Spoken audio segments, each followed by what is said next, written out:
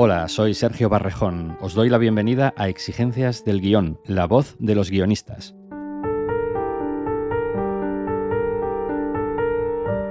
Alicia y Gonzalo, una pareja de clase media, se encuentran con la oportunidad de matricular a su hijo en un colegio laico de élite. Para los padres supone asomar la cabeza en la clase alta, nuevas amistades, mayores ingresos, ventajas incontables.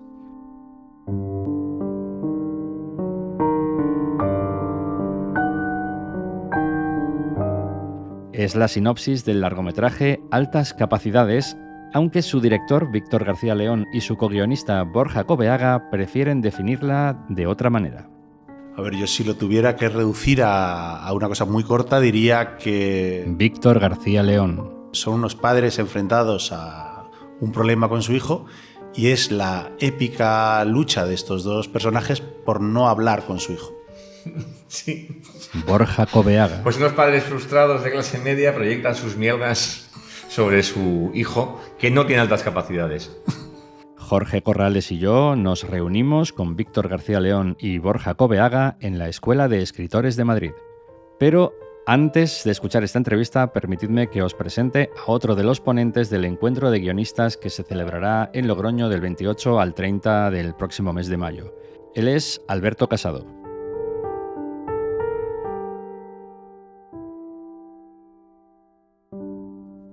Para quien no te conozca, ¿quién es Alberto Casado? Pues soy cómico y guionista y quizás no me conozcas por mi nombre, pero a lo mejor sí por el de Pantomima Full. Uno de los dos. Hay más gente que me conoce por el de Pantomima que por Alberto Casado. Y si ya no me conoces por el de Pantomima, pues entonces ya no, pues eso, un cómico y guionista que, bueno, pues vivimos de unos sketches que creamos hace unos años sobre un poco la vida que llevamos y nuestra generación, un poco así millennial. Y bueno, Pantomima Full, es que tampoco, si no lo conoces, ya que te voy a contar. Ok, y vas a estar en el próximo encuentro de guionistas de Logroño, ¿verdad? Sí. Y según tengo entendido, no vas a dar una ponencia como tal, sino que vas a ser entrevistado por algún miembro de la organización del encuentro. ¿Y sabes de lo que nos vas a hablar en Logroño? ¿Nos puedes hacer un mínimo spoiler? Bueno, tanto yo como Robert no nos hemos visto con la confianza como para decir vamos a dar una ponencia, y entonces hemos preferido ir a lo fácil y que alguien pues nos haga unas preguntas. Entonces será todo más improvisado y entiendo que irá en torno a los guiones tanto de Pantomima Full como de la serie que estrenamos el año pasado, Entrepreneurs, en Disney, que bueno, pues es la primera serie que hacemos y supongo que también hablaremos de eso. Vale, y yo así ya, por no quedarme con las ganas, una pregunta que sería una de las que yo os haría si estuviera que entrevistaros ahí en Logroño, que es, ¿qué puede aprender un guionista? Bueno, a lo mejor nos entrevistas tú, ¿no? Todavía no sabemos. Esto sería un giro de guión que el primer sorprendido sería yo, ¿eh? Pero yo os preguntaría, ¿qué puede aprender un guionista, digamos, un guionista random, qué puede aprender del proceso creativo de los guionistas de Pantomima Full? Supongo que lo que se puede aprender es que está bien intentar apostar por una idea propia y bueno, que nosotros, aparte, o sea, llevamos tiempo viviendo de pantomima y es algo que ha funcionado muy bien, pero previo a eso tuvimos cosas que no funcionaron. Entonces, a la vez que a lo mejor tienes un trabajo de guionista, pero si a ti te apetece hacer otra cosa, pues yo te animo a que lo intentes y que a lo mejor la primera no te sale, pero que está bien apostar por las ideas que uno tiene, aunque a veces al principio no puedas vivir de ellas. Y dicho esto, ¿tú eres más de los que dirían salta sin red, deja tu trabajo y tírate a por persigue tus sueños? ¿O dirías compagina las cosas? Ni se te ocurra saltar de tu trabajo y dejarlo todo eso. Es una puta locura. Y compagina, se puede compaginar. O sea, yo creo que, bueno, de hecho, ya te digo, ya hablo por experiencia, pero, o sea, por mi experiencia, la época en la que teníamos proyectos que no funcionaban tan bien como luego los comienzos de Pantomima fueron compaginados con otros trabajos, ¿sabes? De guión. Y luego ya llega un momento en que dices, vale, creo que puedo no trabajar en este proyecto o en donde estoy, en este programa o en esta serie, y ya sí que puedo tirar con lo mío, pero hasta ahí hubo un proceso en el que se compaginó, claro. O sea que cuidado con lo de dejar la zona de confort, que la zona de confort está bien también. Pues muchísimas gracias, Alberto, y me quedo con muchas ganas de seguir escuchándote y escuchándoos en Logroño. Estupendo, pues muchas gracias y un placer. Nos vemos en Logroño. Muy bien, gracias.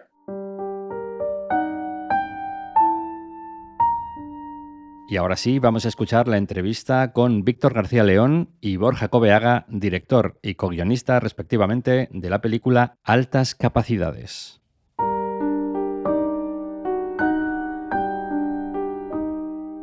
En nombre de los padres que hemos llevado a niños a cumpleaños y no conocíamos a ningún otro padre y hemos dado vueltas alrededor de parques y sitios de bolas, muchísimas gracias. ¿Y cuánto de vuestras experiencias hay en esta película? ¿Cuánto de ser padre, de ser clase media, de ser personas que, bueno, pues tienen su vida cotidiana hay en esta película? Porque me suena o me resuena a cosas muy vividas. No. No. Hombre, había una condición importantísima, tú has mencionado el parque de bolas. Un cumpleaños, un parque de bolas tenía que haber. O sea, de igual manera que muchas veces escribes un guión diciendo, bueno, pues es que tiene que haber tal escena o tienen que aparecer tales elementos o voy a hacerlo que quiero con este personaje. Aquí la premisa es que hubiera un cumpleaños en un parque de bolas con empanada y con latas de cerveza, que es lo que vemos continuamente, y padres como achispados después de 2 horas teniendo una conversación con una deriva muy rara, y yo también soy ese padre muchas veces que está en la esquina diciendo, joder, debería haberme ido y haber dejado al niño. Sí, claro, también eso es un problema, perdón que me extienda con esto, pero si no te vas en los 2 primeros minutos es muy complicado luego irse. Sí. Es decir, que un padre que va a ese cumpleaños a dejar a su hijo, yo he visto a padres lanzar casi a su hijo desde el coche directamente para dejar un cumpleaños, pero o lo haces así o luego ya te quedas todo. Porque de repente yo vuelvo a casa y mi mujer me dice, ¿no decías que ibas a volver? No, al final es que me ha atrapado. Es como el meme de El Padrino 3, de cuando creía que estaba fuera, me vuelven a meter. Es que o eres un padre ausente o eres un padre presente, y no hay términos medios. Sí. Y entre los padres presentes, y todos queremos quedar bien, todos queremos ser buenos padres, al final tienes que lidiar con una cantidad de gente que no te da nada más allá de un guión. Sí. O sea, así que sí, la respuesta es sí, hay mucha cosa, y creo que gran parte de la diversión que ha habido escribiendo el guión ha sido con esas ocurrencias, hablando, porque claro, este guión, como muchos que hemos escrito por separado, pero también juntos, que se escribe hablando, y hemos hablado muchísimo escribiendo este guión, pues eran las ocurrencias de, joder, a mí me ha pasado esto, o ¿no te gustaría que hubiese una escena de tal? O yo qué sé. Es spoiler para quien no haya visto la película, pero ¿no te ha pasado tú en un cumpleaños infantil que de repente alguien ha sacado 1 gramo? Bueno, es que yo creo que empezó la conversación exactamente así, diciendo, los parques de bolas nos dan Mao verde, además Mao verde por alguna razón, como que... Sí. No la roja, verde siempre. Siempre hay verde, y patatas fritas en unos cuencos como de plástico, o sea, no fiándose de que los padres podamos romper cosas, y en cambio en las clases altas dan cocaína, que nos parecía como una diferencia... que hay que resaltar eso. Sí, es verdad que podría haber sido un cumpleaños en parque, que esos en parque también son Parque del Oeste, hay mucho cumpleaños. Sí, pero ahí se junta como la pobreza y la ecología, ¿no? Sí. No es tan claro. O sea, el parque de bolas está claramente... De hecho, los de parque han sido de clase media tirando alta, los que he estado yo, Claro. O sea que sí, es verdad que tiene que ver con eso, vamos al verde. Sí, dejemos que los niños abracen los árboles. Y en cambio, el parque de bolas está claro que no hay ninguna intención ni pedagógica ni ecológica, solo hay pobreza. Creo que es mucho más claro. Bueno, respecto a esto que estáis hablando de introducir realidades cotidianas que vemos a nuestro alrededor, vuestra forma de hacer humor, tanto por separado como juntos en esta película, muchas veces trasciende lo que parece humor, ¿no? A veces estás viendo algo que se refleja en la pantalla, que te puede pasar a ti en la vida. Yo, en Altas Capacidades, todo el rato estaba pensando en ese pobre padre y pensando, yo es que haría lo mismo. O sea, creo que no actuaría de forma diferente a cómo actúa el personaje. Y sin embargo, visto desde fuera como espectador, te hace gracia, ¿no? Hay como una especie de barrera del humor por la cual tú puedes ver a ese personaje sufrir y decir qué gracioso es, pero cuando te pasa a ti y cuando estás en esas situaciones no hay manera humana de reírse de ello. ¿Cómo trabajáis eso vosotros? Bueno, siempre es verdad que los puntos de partida que solemos trabajar, y esto no es una excepción, son dramáticos. Es decir, que yo desde mi primer guión de peli, Pagafantas, era un drama para el protagonista, ¿no? Es decir, que lo que sufre el protagonista es comedia para los demás y todo eso. Pero sí que es verdad que creo que nos salva y salva todo en general que ponemos mucho de nosotros mismos. Es decir, que no tenemos esa mirada... Bueno, a mí me flipan los Coen, pero no puedo con ellos en cuanto a esa mirada por encima, ¿no? Que tienen los personajes, que siempre son más tontos que ellos, ¿no? Sí, a mí, si haces chistes sobre el holocausto, conviene ser judío, en general. Sí. O sea, que es verdad que hacer chistes sobre el holocausto, pues... desde arriba es complicado. Uh-huh. Y nos pasa a ti y a mí una cosa, por lo menos yo lo he notado en varios guiones, que los guiones son más divertidos que lo que luego es la película. O sea, que los chistes parecen mucho más blancos, parecen mucho más gags construidos literariamente y que funcionan mejor desde un punto de vista de la risa. Y cuando les das verdad con las interpretaciones se convierte en algo más sórdido, más tenso, más violento. Una cosa como un poco más espesa. O sea que sí, el guión se sigue escribiendo, bueno, en montaje, claro. Sí, es verdad que yo tiendo más a ternura y todo eso, y que Víctor creo que una mirada más vitriólica del asunto. De hecho, yo cuando vi la película montada, la vi en casa de Buster, el montador, me acuerdo volviendo de vacaciones, así como yo diciendo, qué ilusión tal, y me dejó hecho polvo, en el buen sentido, pero me dejó tiradísimo, porque la película era muy oscura, muy... Yo reconocía todo lo que había en el guión, reconocía absolutamente todo. Sí que había incluso cosas que decía, joder, esto ha quedado mucho más divertido porque los actores, por cuestiones de decisiones de dirección, muchísimas cosas, pero creo que el tono era muy áspero y muy incómodo. De hecho, la palabra incómodo de las primeras personas que veían la película era la palabra más repetida y todo eso. Y intentando hablar bien de la película decían que era incómoda, lo primero que les salía como bueno. Sí. O sea, lo que sería malo para un colchón era bueno para la película. Pero sí que es verdad que sí que me reconozco. O sea, yo cuando veo películas anteriores de Víctor o veo de su trabajo, sí que me reconozco en esa negrura, en esa aspereza y todo eso. Pero sí que es verdad que quizás cuando lo hago para mí intento no me atrevo a llegar a tanto. Y creo que la película merecía llegar a tanto, porque en realidad es una sátira, es una crítica, es una visión... Pues eso, negativa, o sea, una visión realista. O sea, claro, yo siempre creo en el humor como venganza contra la realidad y justamente creo que escribiendo este guión nos estamos riendo de nosotros. Yo me identifico muchísimo con Alicia, la protagonista. O sea, Alicia es un poco Bovary, ¿no? Sí, Alicia, sí. Soy yo, somos nosotros. Ese Bovary de San Chinarro. Sí, vamos. Pero sí que es verdad que me alegro de que tenga esa aspereza porque creo que la temática lo requiere, ¿no? Y que no se ablande, ¿no? O sea que, por ejemplo, yo qué sé, que de repente pongas muy mal al colegio privado, de repente el público sea maravilloso en realidad y cosas así. Sí, hombre, hay algo del tono que debería ser ecuánime, ¿no? O sea, si eres bondadoso con todos, y si eres malvado con todos. Exacto. No puedes empezar a salvar a unos y a condenar a otros, porque entonces te conviertes en un moralista, y un moralista no se dedica a hacer cine, ¿no? Bueno, hay unos cuantos lo hacen, ¿eh? No, eso no es cine. Ya, eso no es cine. No se dedica a hacer humor, vamos a dejarlo ahí, ¿no?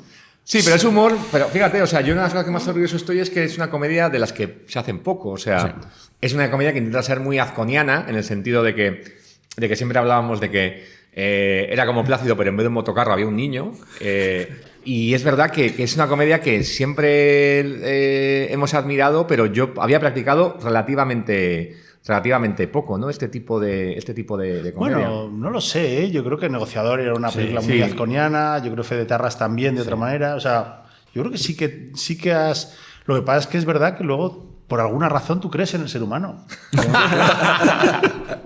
¿Crees que hay una salida de esto? Sí. Pues seguramente porque es de Donosti. Eso también. Claro, eso influye mucho. Influye porque es bonito. Porque es bonito. Claro, bonito, si es capaz de crear la concha y los pinchos y todo eso, pues claro, a lo mejor, y una repostería como... ¿no?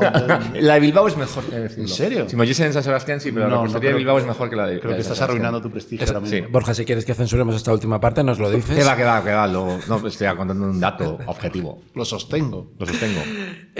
Respecto a Azcona, sin hablar mucho del final, pero a mí me parece que ese momento final es muy azconiano. Y fíjate que yo estaba pensando más en el verdugo, en ese momento, que no quiero contar porque la gente que no lo haya visto, pero bueno, sí que nos podéis contar ese momento en el cual los padres ya terminan como su objetivo en la trama y hasta aquí hemos llegado. Ahora que se ocupe el colegio.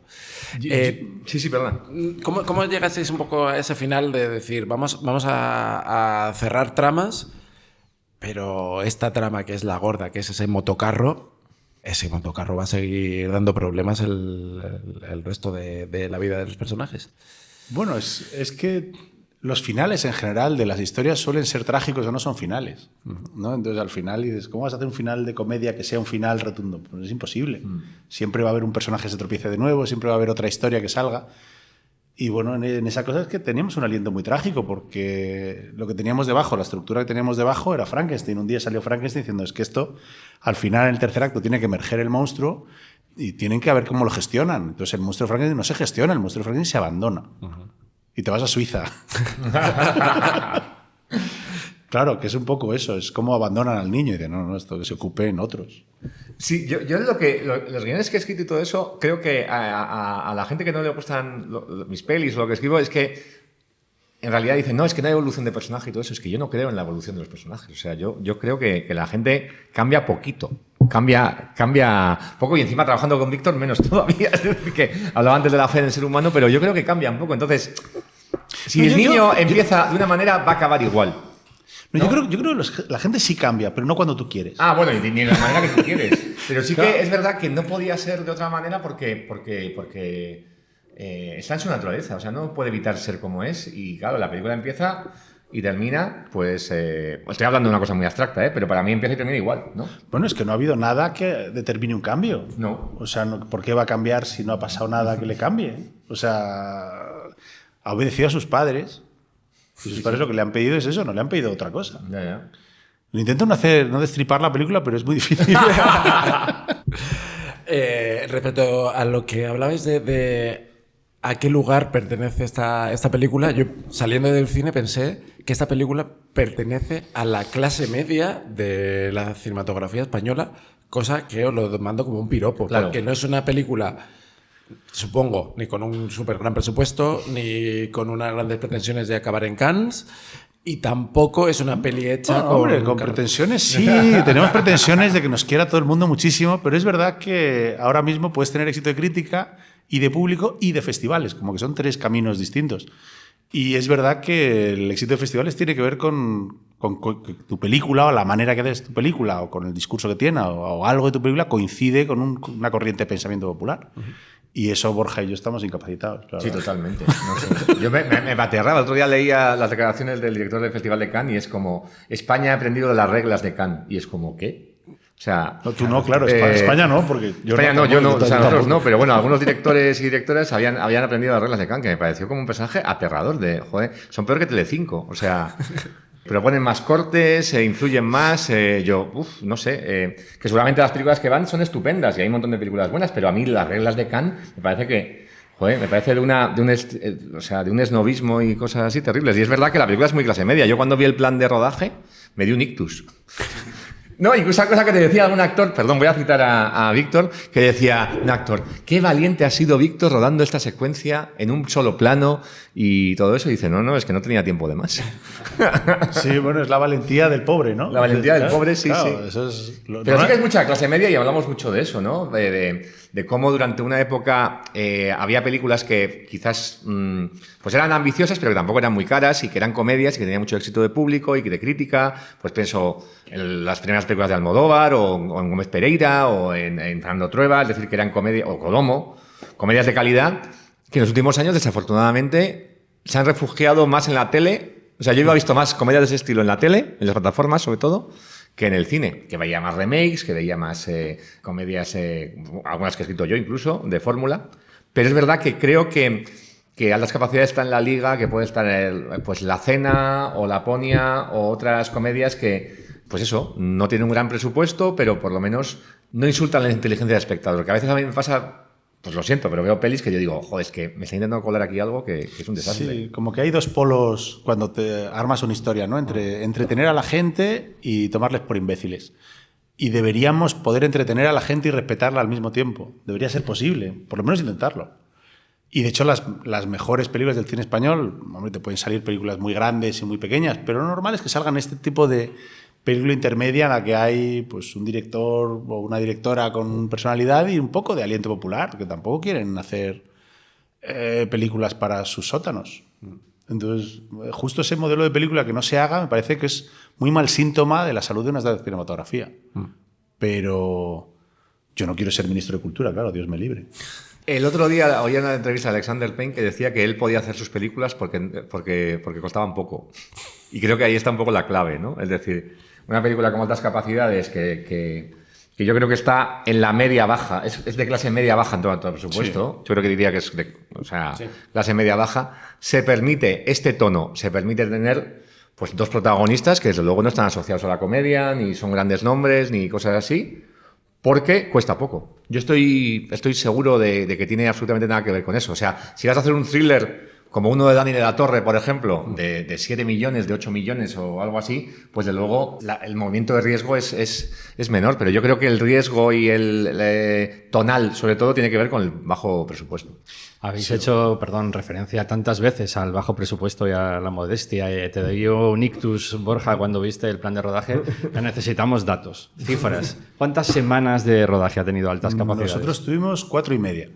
4,5, claro, que es que tampoco me parece que sea... A mí me parece muy poco. No sé, yo no he rodado mal yo en 4... Hombre, me hubiera gustado una semana más, pero siempre me hubiera gustado una semana más. Pero bueno, yo creo que tiene que ver con el estilo, además, buscado, ¿no? O sea, cuando hablamos de... O sea, la secuencia esa que hemos hecho referencia antes de... Bueno, yo lo voy a contar porque no solamente es spoiler, sino que el otro día la publicaron en internet.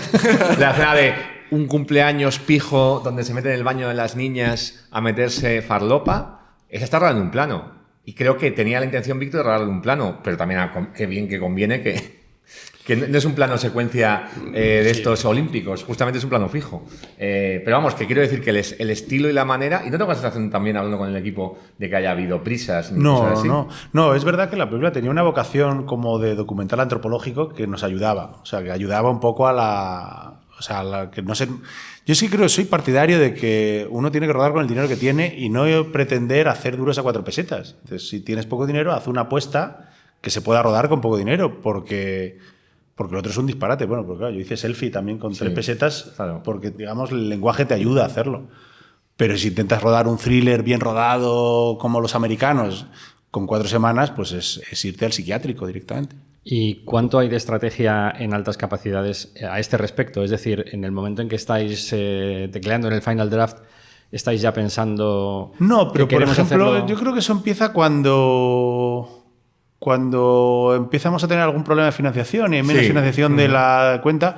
Sí que hay alguna secuencia. La película siempre tuvo un tiroteo al principio, o sea, se veía el asesinato del papá colombiano y bueno, pues se cayó. Pues dijimos, mira, pues para rodarlo mal es mejor no rodarlo. Y que se hable en off y bueno, pues pero no, en la escritura de manera que otras veces, pero me imagino con Selfie o a mí con un negociador, que estaba muy diseñado la escritura sabiendo qué capacidad de financiación vas a tener. En este caso no, pues lo máximo lo que acaba de decir Víctor. Sí, fuimos un poco más y esa apuesta que era un poco menos apuesta, pues dijimos, venga, pues mira qué oportunidad tan buena para hacerla de una manera más decidida. Ahora que estamos aquí en una escuela de escritura, hay una cosa que yo como profe voy a poner de ejemplo en mis próximas clases, que es los personajes que mienten. O sea, yo como profesor siempre digo, no hay nada mejor que un personaje mienta. Bueno, pues yo creo que vuestra peli es el ejemplo perfecto, ¿no? Porque durante toda la película hay personajes que van mintiendo y mintiéndose a sí mismos y cada vez van metiéndose a causa de esas mentiras en más embrollos, en más situaciones peliagudas para el personaje y la trama crece. Esto lo tuvisteis muy claro desde el principio de vamos a tener unos personajes que constantemente están haciendo ver que son otras personas o surgió a la vez que ibais creándolo. Pues yo diría que tiene también mucho que ver con lo que nos hace gracia y lo que no nos hace gracia. O sea, que había algo en el guión que en la película, o espero que lo haya, que era el humor mental. O sea, de disfrutar de lo que está pensando alguien que no lo está diciendo. Y hay algo de eso que, yo qué sé, yo recuerdo a Jonah Hill cuando le pasa algo que siempre pone cara de que no le está pasando nada, que a mí me hace mucha gracia. O sea, me hace mucha gracia cuando te pasan cosas que no puedes expresar. Pero seguramente porque yo soy un sádico. Pero yo creo que tiene que ver con cosas justamente lo que nos hace gracia y es como, por ejemplo, yo que sé, nos hacía bastante gracia y creo que está en el guión justamente muy relacionado con esto, que es que ella, la protagonista Alicia, dijese que su hijo tenía otras capacidades y en un momento dado no solamente se conformarse con eso, sino decir que es disléxico. O sea, como que esa bola fuera creciendo es algo que nos hacía muchísima gracia. Y claro, y que ya te lleva a una filosofía general. A mí otra cosa que me hacía gracia de los personajes era como Gonzalo, el personaje que te interpreta Israel Elejalde, repitiese como un loro frases que le ha oído decir a Juan Diego Botto, ¿no? Y eso, o sea, puede ser Narco, puede ser de Colombia o de Albacete, que lo dijese una secuencia o 2 secuencias más tarde, me parecía como, jo, qué gozada, quiero un personaje que repite, porque lo he visto en la vida y es muy patético. Bueno, yo lo hago. No, pero escucho una frase que me gusta y digo, me la apunto para luego. Pero sí que es verdad que básicamente tiene absolutamente que ver, bueno, hablando de spoilers, que de repente se sugiera que Juan Diego Botto tiene algo con la colombiana y luego Israel le entre, eso es una rima de sordidez que me hacía muchísima gracia. Sí, hombre. Es que Botto es él ya, ni el personaje, es aspiracional. O sea, todos querríamos hacer lo que está haciendo Botto, aunque no sepamos lo que está haciendo. Ahora que mencionas el personaje de Juan Diego Botto, quería preguntaros cuánto hay en el guión de esta especie de superioridad psicológica que tiene constantemente con el personaje de Gonzalo, con Israel Elejalde. ¿Cómo le pone contra las cuerdas? ¿Cómo hace unas pausas incómodas? ¿Cuánto había en el guión de ese sadismo psicológico en el personaje de Juan Diego Botto y cuánto ha creado Juan Diego Botto?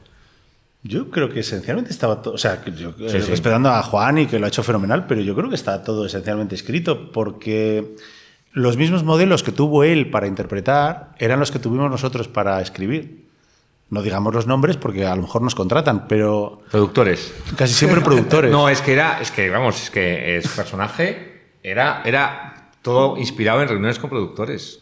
Todo inspirado, desde español. O sea... Sí, y hay algo de ese productor de clase alta que cuando te contrata vas con un guión y tal, que de repente notas que no le importas nada, ni tú, ni tu guión, ni si tu hijo está enfermo, ni nada, y que él está pensando en Ibiza y en sus cosas.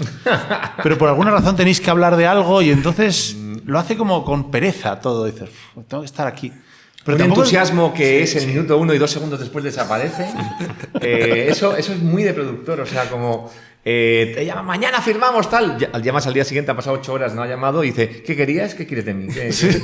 No, y una cosa que también he notado, que los pensamientos en su cabeza van como una liebre, van pasando de y ahora pienso en esto, y dije, esta película va a ser genial. ¿He hecho la compra? Y dices, pero ¿cómo va ese cerebro? Va muy rápido, va de un lado al otro. Una liebre, cerebro liebre. Pero sí, está inspirado en productores. Sí. Hombres, todos. Sí, todos hombres. Las mujeres no se atreven a hacer eso. O sea, bueno, también nosotras. Yo haría otra. No, tiene sus cosas que yo haría otra, ¿eh? Sí, o sea, quiero decir que justamente creo que lo bueno de la peli es que la miseria y la mezquindad es transversal de géneros. Es un poco lo que decíamos del tono. Si eres malvado transversalmente. O sea, tienes que ser malvado con todos. No puedes hacer una película en la que todos los hombres sean miserables, pero las mujeres sean increíbles. ¿Por qué no, verdad? Pero se ha hecho muchísimo. El serranismo lo llamo yo. Yo he colaborado, ¿eh? Yo he colaborado con eso. O sea, pero eso de... hombres bobos, infantiles bobalicones y mujeres inteligentes y perspicaces, se ha hecho toda la vida y es una cosa que, vamos, que a riesgo de ser una cosa de mainstream, pero me parece, y lo he hablado con mujeres muchísimo. No, y aparte para hacer un casting también es darle el mejor papel al hombre siempre, porque tropezarse es más gracioso, divertido, claro siempre es Peter Sellers con una. Y yo estoy muy contento del personaje de Marian, que aparte que es una actriz que ha estado más enfocada al drama siempre y que está particularmente muy graciosa aquí, muy incómoda, ese momento que tiene un poco Peter Sellers del guateque durante toda la fiesta. La fiesta, de hecho, está recortada. O sea, hubo un momento en que la fiesta era media película entera, Sí, ¿no? sí, teníamos secuencias de la... Y además, como a mí me gustaban las pausas, aquello era insoportable. Sí. Habíamos hecho una comedia rusa. Sí. Y encima, claro, en un sitio pijazo, porque era la antigua casa de los Javis. Bueno, ya no sé si la han vendido ya. No, estaba al lado. Estaba al lado. Estaba al lado. No, que no era esta, ¿eh? No era esta, quería aclararlo. No, claro, esta no, seguramente es mejor la de los Javis. Sí, hombre, Yo espero. ha salido publicada, con lo cual, eso sí que no es un spoiler. Era mejor que esta, la de los Javis. Sí. Trabajamos en los márgenes y salían unas piscinas. Sí, claro. Pero qué maravilla de márgenes. ¿Dónde está ese margen? Que yo no lo encuentro. Claro, es margen climatizado. Es que el margen en su léxico es la orilla de la piscina, ¿no? Sí, exacto.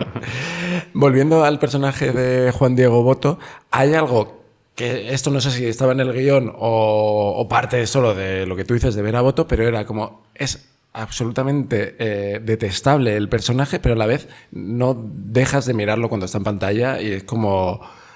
Eso sí que es voto, yo creo. Magnetismo total de... Eso sí que... tiene- sí, eso es voto. Tiene un carisma el cabrón enorme. Sí, y creo que la cosa de encantador, de tío encantador, a mí me pasó cuando escribí No me gusta conducir, que es la primera vez que trabajé con él. Claro, el personaje, según guión, era un tipo gris, un profesor huraño, todo eso. Y claro, fue Boto, que fue sugerencia de Naikari, de mi socia, y dije, claro, es que de repente brillaba. De repente no era un personaje cansino. De hecho, cuando hice el casting del resto de los actores, me dijeron, bueno, ¿y quién hace del profesor?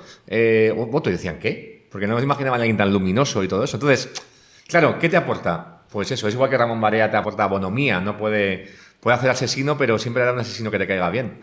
Pero sí, Boto yo creo que aportó mucho, ¿no? Sí, joder, es que aparte pocos papeles teníamos más o menos pensados desde el guión, pero este era uno, porque ¿quién te va a hacer eso con esa seguridad en sí mismo?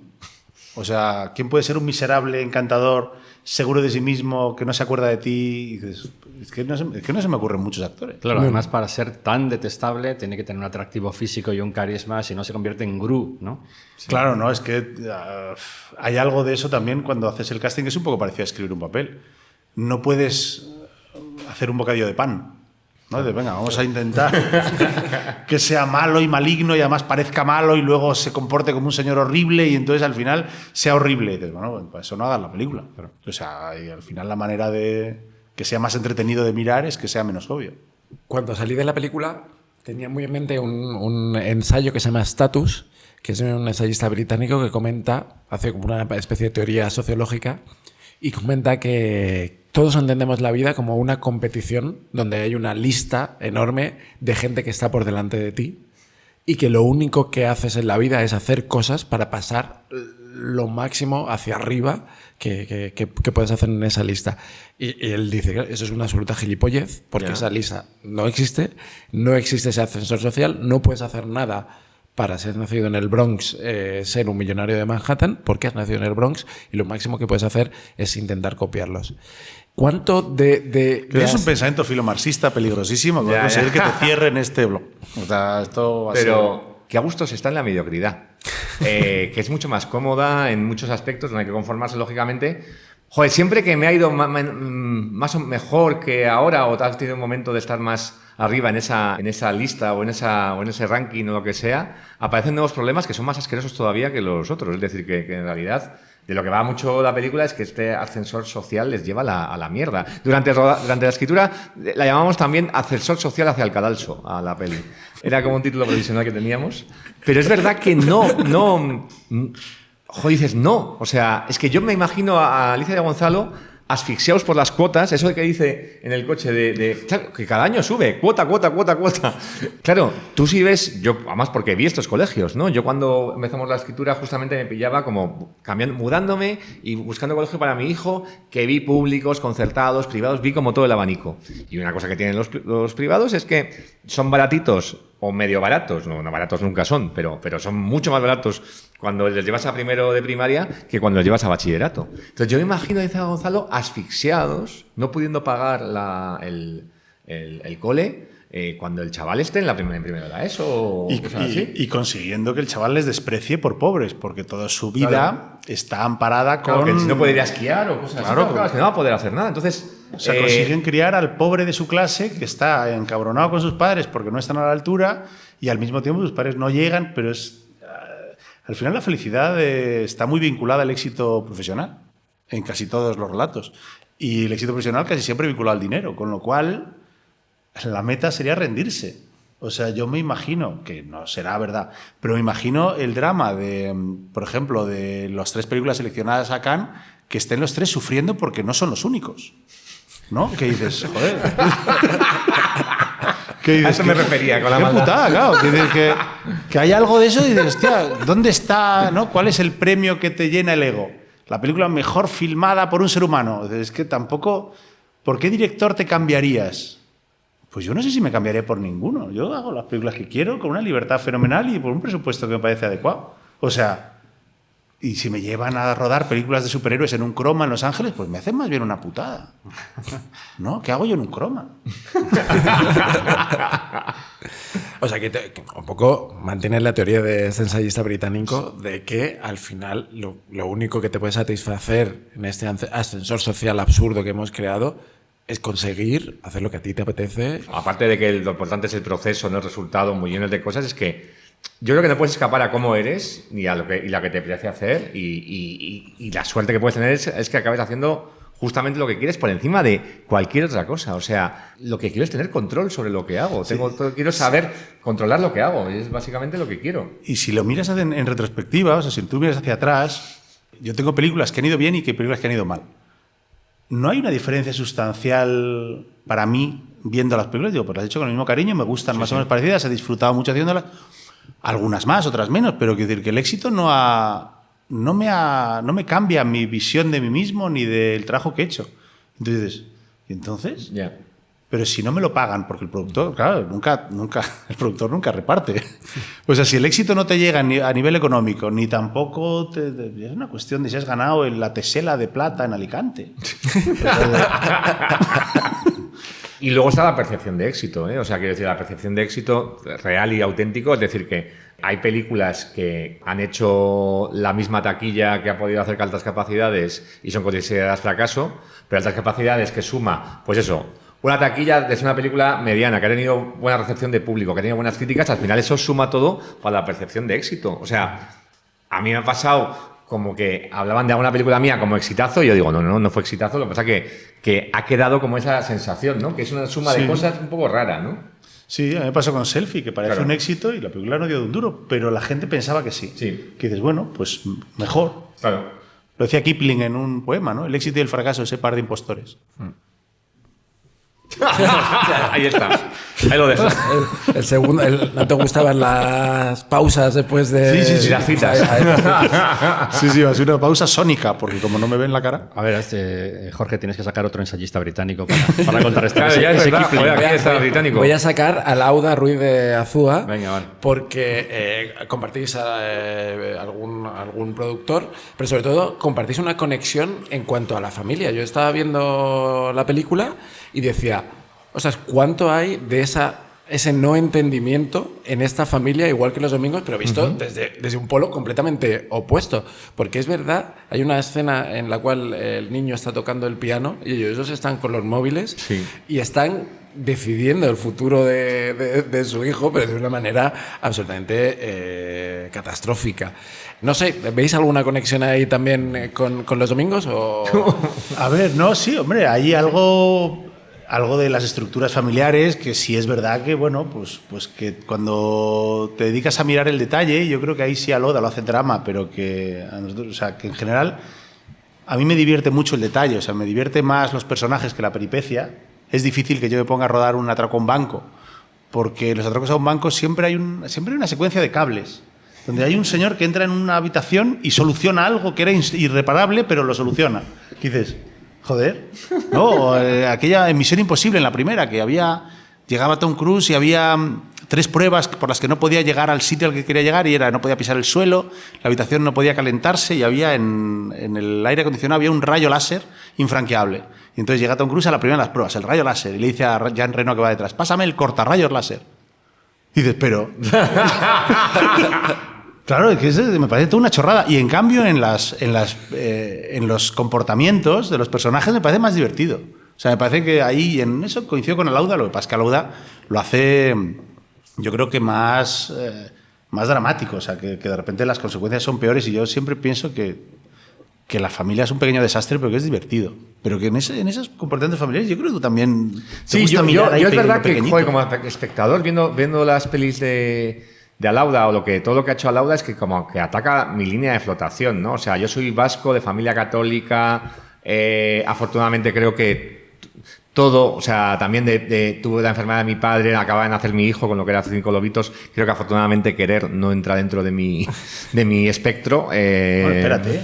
No, o sea, no me da sensación, o sea, espero que mi madre no, seguro que no. Bueno, no hablaba de ti. Bueno, el tema es que, claro, yo cuando veo sus pelis soy yo, o sea, me identifico al al 100%, pero me pasa más como espectador. Sí que hay algo en lo que estaba diciendo Víctor de la familia, los comportamientos, los detalles. A mí, de momento, justamente cuando la escena que mencionabas de estar mirando el móvil mientras él aporrea el piano, que Alicia dice, hay que llevar a limpiar el coche, a lavar el coche.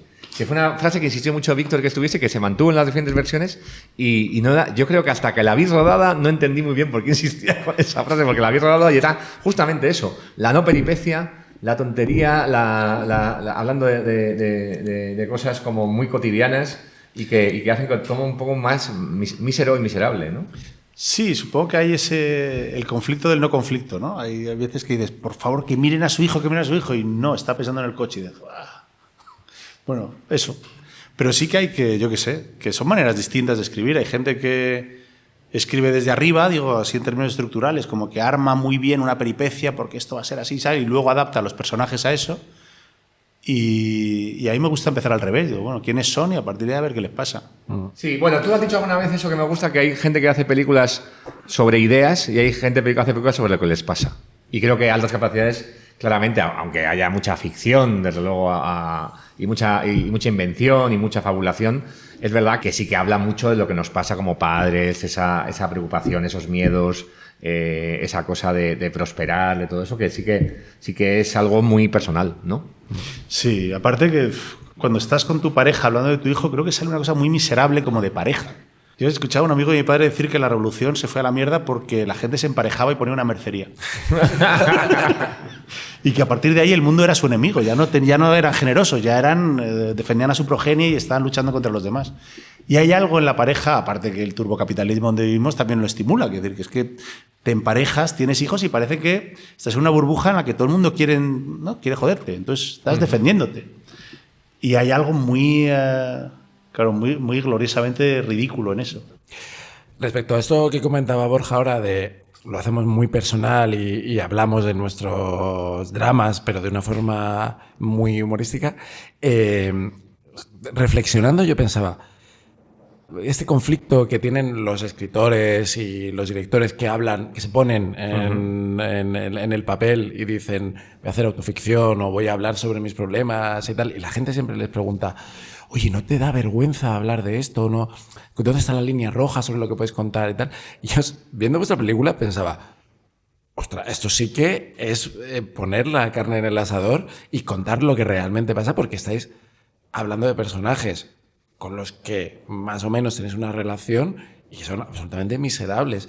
Y yo pensaba, o sea, vuestras parejas, vuestra familia no os ha dicho... Sí, no lo mucho. Yo o sea, no quería hablar como de mi obra en retrospectiva, pero es verdad que mi vida laboral se distingue en dos partes. Una que mi madre me decía lo cascas todo y otra en que dice mi mujer lo cascas todo. Y tiene que ver sobre todo con... Joder, no sé, yo ya veo varios guiones escribiendo de la paternidad, de padres, hijos y todo eso, y es verdad que a mí no me da ningún pudor porque lo veo como terapia y, bueno, como monologuista, que, ¿no? Es que no sé cómo, en inglés se dice eso de self-deprecating, ¿no? O sea, como que te fustigas a ti mismo haciendo humor, pero es verdad que afecta más a terceros. Bueno, fíjate, a Manuel Carrer no pudo escribir parte de su novela porque su mujer se lo prohibió. Yo no he visto la última película de Almodóvar, pero creo que tiene bastante conflicto con eso. De hecho, fuera de España se llama autoficción. No sé, o sea, todo esto está en una cena donde te emborrachas un poco y cuentas una intimidad y a tu pareja no hace ni puñetera gracia que lo hagas, o a un amigo o lo que sea. Yo soy ese tipo de persona. Soy ese tipo de persona que lo hace. Con tal de animar, con tal de una risa, soy capaz de desvelar eso, pero claro, de arruinar mi matrimonio. Afecta más al otro que a mí. Y el mérito está en no pasarse del todo, pero bueno, esa es la sensación que yo tengo. Sí, no, pero es verdad que incluso haces daño, pero... Hostia, estás escribiendo y encuentras una situación que es perfecta para algo que dices que es perfecto. Qué putada que me haya pasado. Porque o sea, se va a enfadar mi hermana, se va a enfadar mis hijos, se va a enfadar mi madre, pero es que es perfecto. Y al final es difícil renunciar a algo que te cuadra muy bien. Y hay que decir, mira, pues que se enfade. Tampoco va a tener tanto éxito, ¿no? O sea, por lo menos esperas que no. Y se lo pasáis como a Caguer, sabéis que a partir del pollo con su mujer habrá Caguer, a la gente que mete en sus autoficciones, al menos a las importantes, les dice, bueno, leedlo y me comentáis. Porque, claro, creo que he aprendido. Vamos, además, lo comentaba en una entrevista que decía, sí, he aprendido la lección, una cosa es... Sí, es que yo hacer siempre, lo que vamos, quieras. por lo menos en mi caso siempre estoy como al límite de lo real, de no sé qué, de, vamos, no sé. O sea, No, pero incluso en temas, o sea, yo qué sé, yo justo escribiendo esta película, justo antes de empezar a rodar, yo me separé y mis hijos, de repente, por un conflicto con mi ex, terminaron cambiando de colegio, iban a un colegio privado muy caro, fueron después a un concertado más barato. Y, hostia, al final dices, hostia, mis hijos, ¿cómo le va a sentar esto? claro. Pero, por otro lado, dices, es verdad que nuestro oficio es un poco impúdico. O sea, que cogemos, sobre todo cuando haces películas sobre la vida. Claro, Otra cosa es que hagas películas sobre Marvel, que ahí, bueno, pues estás más cubierto. Pero ¿de qué vas a hablar si no de lo que conoces? Porque es que al final los detalles están en lo que conoces. Es que es difícil. O sea, hemos escogido un camino que es un poco jodido para conservar muy bien y cuidar muy bien a la gente a la que quieres. Y es una contradicción que hay que gestionar. Sí, yo lo más cercano que he hecho fue la serie No me gusta conducir, que en realidad, bueno, me puse o sea, sí, sin ningún pudor me puse a mí mismo Juan Diego Boto haciendo de mí, o sea que eso habla... Almodóvar ponía a Antonio Banderas, o sea... También, y Hitchcock ponía a Cary Grant y cosas así. Pero sí que es verdad que ahí había un nivel de detalle en cuanto... Porque yo también me saqué el carnet a los 40, o sea, había muchísimas cosas que eran de la vida. Pero sí que es verdad que es que tiene... Claro, también tiene que ver mucho con... Para mí, en este caso, tiene que ver mucho con terapia, ¿no? O sea, vamos a conducir una película... Perdón, una serie sobre un tío que se estaba convirtiendo en un huraño, alguien que se estaba convirtiendo en un ser un poco más oscuro de lo que quería y se caía mal a sí mismo y cosas así. Y a mí me sirve mucho escribirlo para frenar un poco eso. Entonces, también tiene esa parte positiva, ¿no? Tiene la parte de exhibicionismo. Bueno, hay una frase maravillosa de Albert Serra que le preguntaban sobre la autoficción y el nuevo cine catalán y diciendo, no me interesa nada eso. O sea, fijaos que yo teniendo una vida mucho más interesante que ellos no lo hago. Y entonces, claro, hay algo mega egocéntrico en pensar que tus mierdas... tus pequeños detalles puede interesar a más gente, pero claro, yo me considero una persona normal, creo que pasa, y es verdad que tiene algo de componente de medioterapia, de normalizar un poco todo, de no creerte ese gran creador de miurgo horrible. A ver, o sea, quiero decir que nosotros escribimos películas que se van a gastar, yo sé, 1,5 millones, 2 millones de euros para contar una historieta que se nos ha ocurrido. Claro que somos unos ególatras. Por otro lado, entiendo que todavía no ha llegado ninguna llamada de ningún productor diciendo ¿por qué me has sacado en tu película? No. Ahí sí que habéis mantenido una distancia. No, es que yo creo que es un poco reconocible. O sea, el productor es lo típico. A mí me ha pasado una vez que has hecho como una parodia de alguien y se ríe. Mira qué gilipollas ese. Y creo que los productores que hemos retratado en esto dirían, joder, Boto. Qué loco, qué personaje. Pero hay gente así. ¿Cómo se os ha ocurrido? Hay gente así de verdad. Sí. Es lo que dirían, Su ¿eh? cerebro liebre le llevaría a pasar otra idea rápidamente y se olvidaría. Sí. ¿no? Bueno, haciendo tú y yo, la primera vez que trabajamos, Borja y yo, fue en la segunda temporada de Juan Carrasco, Vamos Juan, y haciendo esa serie, todo el mundo del PSOE decía cómo os metéis con el PP, y la gente del PP decía qué crueles sois con el PSOE. Nadie se sentía retratado. Perfecto. O sea, Sí, eso es así. que son espejos rotos.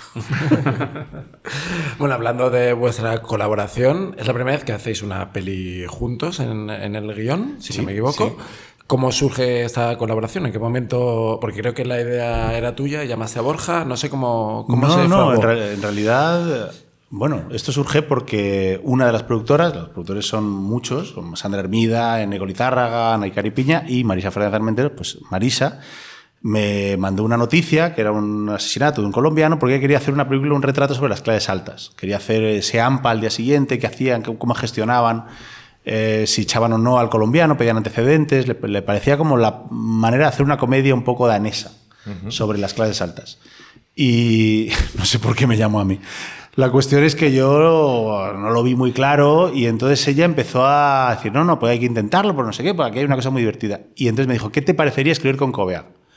Y yo, no por la noticia ni por la idea, sino por trabajar con Borja, dije, hostia, pues si es por eso, pues la verdad es que sí que me gustaría. Y entonces Marisa llamó a Borja y nos pusimos a currar un poco eso, un poco contra nuestra voluntad. Es que Marisa se empeñó. Sí, no, porque es verdad que yo en ese momento justamente estaba como empezando a conducir, tenía bastantes cosas encima, pero cuando oí que era Víctor y el tema, dije, tengo que estar. O sea, es que además esa época, como decía, de búsqueda de colegio, el tema me fascinaba y decía, Joaquín, hacer una comedia negra sobre esto era como más... y así surgió. Como decía Víctor, habíamos trabajado ya juntos siendo directores de la misma serie, pero no habíamos llegado a escribir juntos, y a partir de ahí pues nos sentamos... vimos que, a pesar de que... Claro, porque Marisa quería que fuese de muchas cosas la peli, o sea, de 20.000 cosas. Y una de las cosas que decía que era efectivamente de ese ascensor social, la clase alta y todo eso. Pero sí que creo que vimos claro al principio de que nuestro vehículo, nuestro punto de vista tiene que ser el de la clase media, por querernos más, por poder volcar más. Sí. O sea, no podía ser el personaje de Boto, el protagonista, nunca. Y eso no lo habríamos creído en absoluto, ¿no? Y aparte que, o sea, que ya lo digo como director, yo no lo conozco. O sea, yo conozco la clase alta de una manera tangencial. A mí me han invitado alguna vez, he podido conocer gente, he olido un poco el sudor de los ricos, pero poco más. Entonces, me parecía que verlo desde ese punto de vista sí me lo creía. Pero yo no, si nos metemos en la cama con Boto y con su mujer, yo no sé de qué hablan. Yo una vez presencié, cuando fui presidente de Dama, que nos quedábamos los presidentes de las con las entidades de gestión, quiero decir, me acuerdo que estaba, antes de hablar con el ministro de Cultura de ese momento, que era Iceta, en un hall con Enrique Cerezo y con Luis Cobos. Y estaban hablando de si era más conveniente alquilar o comprar yate. Y yo dije, esta conversación, pero es flipante. O sea, ¿y qué era más conveniente? Yo quiero saberlo. ¿Qué era? ¿Qué convenía? Yo me fiaba más de Cerezo y decía que alquilar. Porque comprar era un horror, tener que mandar mantenimiento. Luis era más de comprar. Luis había comprado y decía a Cerezo que no, que él era el de alquilar, que era mucho mejor. Entonces, Cerezo era el de alquilar. Pues para apuntarlo para el futuro. Sí, apúntalo para cuando cobres de Dama. Como sabéis que este podcast lo escuchan un montón de guionistas, pues un consejo buenísimo para todos los futuros guionistas. En el caso de Yate, no hablaban de Slora. De Slora no hablaban, solo hablaban de... A ver, claro, depende del yate, pero normalmente alquilar y así te evitas quitarle los moluscos tú mismo del casco. Bueno, claro, que siempre lo hacen seguramente ellos mismos. Pues yo me imagino a Luis Cobos, ¿no? Quitando mejillones ahí. Seguro. Seguramente.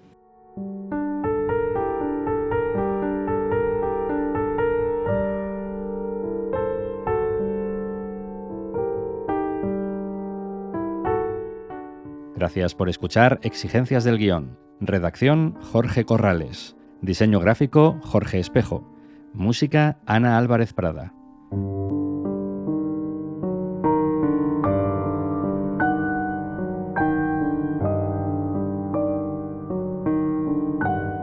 Puedes contactar con nosotros en el teléfono de España 613 00 6650 y en el email podcast@exigencias.es.